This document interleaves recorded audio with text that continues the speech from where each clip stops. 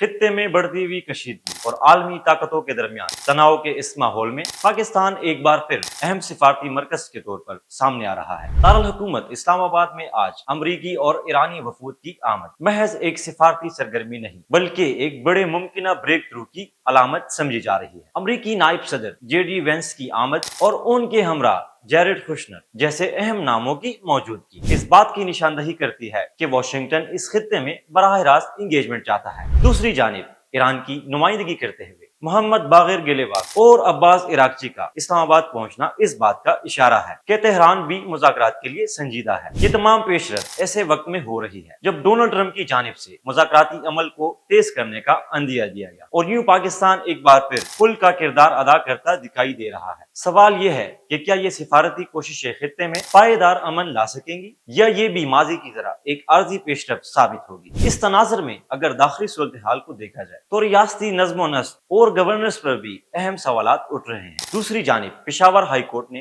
واضح طور پر کہہ دیا ہے کہ سرکاری وسائل، مشینری اور ملازمین کا سیاسی مقاصد کے لیے استعمال نہ صرف غیر قانونی ہے بلکہ آئینی اور اخلاقی حدود کی بھی خلاف ورزی ہے۔ یہ فیصلہ محض ایک عدالتی حکم نہیں بلکہ گورننس کے پورے ڈھانچے کے لیے ایک واضح پیغام کہ ریاستی وسائل عوام کی امانت ہے اور ان کا استعمال صرف عوامی فلاح تک محدود رہنا چاہیے۔ گویا ایک طرف پاکستان عالمی سطح پر ثالثی کا کردار ادا کرنے جا رہا ہے تو دوسری جانب اندرونی سطح پر شفافیت اور قانون کی بالادستی کا امتحان بھی درپیش ہے۔ اگر مجموعی تصویر دیکھی جائے تو پاکستان اس وقت ایک نازک مگر اہم موڑ پر کھڑا ہے جہاں دنیا کو یہ دکھانا ہے کہ یہ ملک صرف بحرانوں کا نہیں بلکہ مواقع، امید اور امن کا بھی مرکز ہے۔